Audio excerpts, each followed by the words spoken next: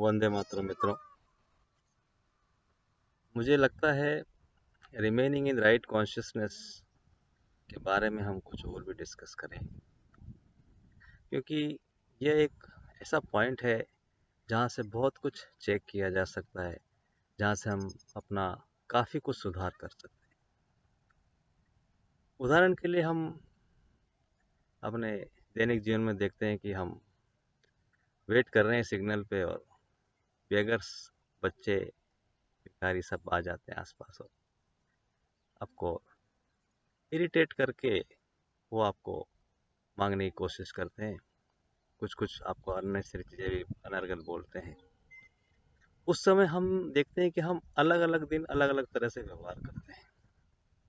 कभी हमारा मूड ठीक होता है, हम उसको 1-2 रुपये 5 रुपये पकड़ा देते हैं। कभी हम नॉर्मल होते हैं तो कुछ नहीं बोलते हैं, आगे जाओ बाबा, चलो भाग जाओ।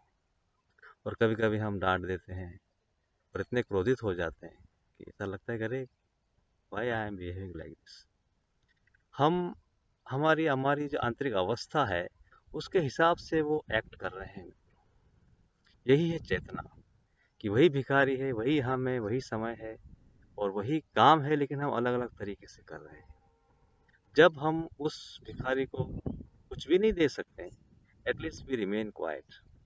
हम जानते हैं कि अगर हमने उनकी तरफ कोई रिस्पॉन्स किया, पॉजिटिव जेस्चर दिखाए, तो वो फिर और ज़्यादा पीछे पड़ेंगे। रिमेन सम बैलेंस्ड, ना बहुत ज़्यादा डिस्टर्ब होइए, ना ज़्यादा आप परेशान होइए। फ्यू मोमेंट्स की बात है, you will also go ahead, आप भी निकल जाएंगे, वो भी चले जाएंगे। ये एक उदाहरण है मित्रों कि हमारी चेतना में हम कहाँ है, इसका एक टेस्ट है। एक बार एक बच्चे ने पूछा मदर से कि mother, how do I know that I am progressing, क्या इंडिकेशन है। मदर से बहुत सिंपल है बात। आप टॉयलेट में जा रहे हैं अंदर और देख रहे हैं कि बेसिन का नल चल रहा है, व्हाट इज योर रिएक्शन। उसी समय आप बोलते हैं हाथ टूट गए हैं, पानी की समस्या है, आप बंद नहीं कर सकते हैं। और एक है कि हो सकता है भूल गया होगा या पानी नहीं रहा होगा टैंक में, तो अब पानी चढ़ गया तो चालू हो गया, बंद कर दिया।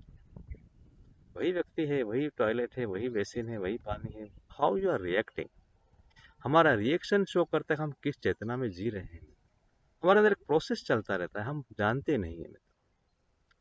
उस प्रोसेस में हमको सजग होना है कि जब व्यक्ति हमारे सामने आता है तो हम उस जो प्रोसेस चल रहा है उससे बाहर आ जाए। उस व्यक्ति के लिए क्या जरूरत है, हम हमारी चेतना को सेट करें। नहीं तो हमारा बिहेवियर हमेशा उसी आधार पे होगा जिस आधार पे हमारे अंदर जो चल रहा है।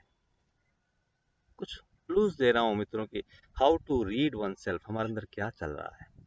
हम ये जो साक्षी भाव, जो ऑब्जर्वेशन का एक नेचर होता है, इसको डेवलप करें। हम समय निकालें। कोई शॉर्टकट नहीं है अच्छा जीवन जीने की, कोई शॉर्टकट नहीं है पीस हासिल करने की, कोई शॉर्टकट नहीं है कि हमको कोई सिर पे हाथ रख देगा और सब हो जाएगा। आपको खुद को चलना होगा, हाथ रख देंगे होगा भी, लेकिन ऑल टेम्पररी। रामकृष्ण परमहंस कहते हैं कि हाँ मेरे बच्चों, गंगा पाप धोती है और वो पवित्र कर देती है, लेकिन जब आप गंगा में जाते हैं ना, तो आपके पाप, आपके दुष्कर्म, आपकी सब क्रियाएं पेड़ पे बैठ जाती है बच्चों। जब आप नहा के आते हैं, नहाते हैं तो उसने पवित्र कर दिया, और जैसे आप बाहर निकलेंगे फिर से वो आपके ऊपर चिपक जाते हैं। ये मनुष्य स्वभाव है मित्रों कि हम जब तक अंदर से नहीं छोड़ेंगे तब तक चीजें नहीं छूटेंगी। They are waiting.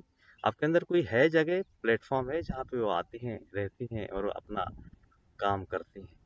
तो ये एक एटीट्यूड कैसा चल रहा है हमारे अंदर, एक जेस्चर है, एक टेस्ट है। उसको हमेशा सजग रहने की जरूरत है, उसमें सुधार करने की आवश्यकता है।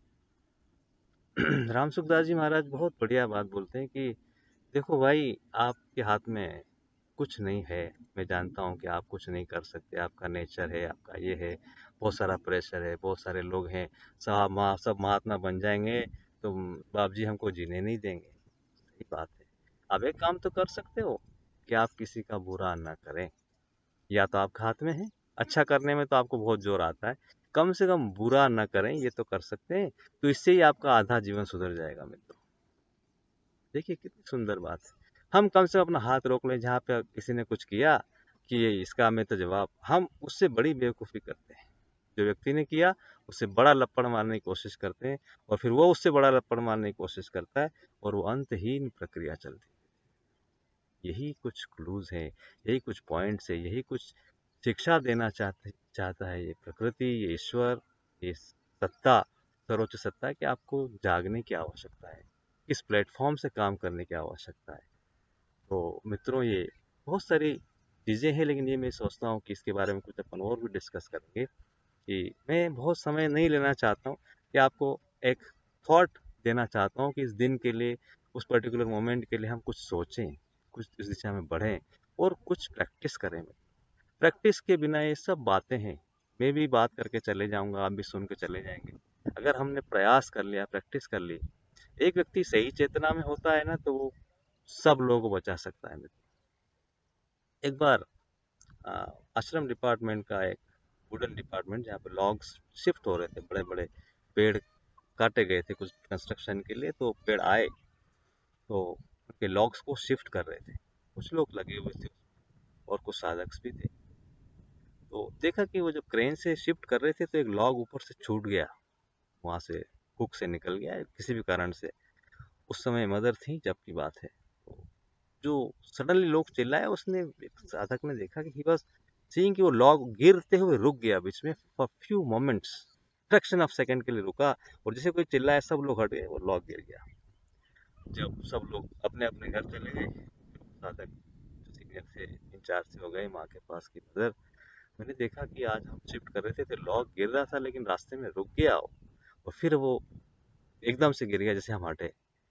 तो मदर ने कहा कि my child, one of you were in the right consciousness that moment. उस पल पे कोई आप में से एक व्यक्ति उस चेतना में था, तो उस परम सत्ता ने, उस चेतना ने सबको बचाया।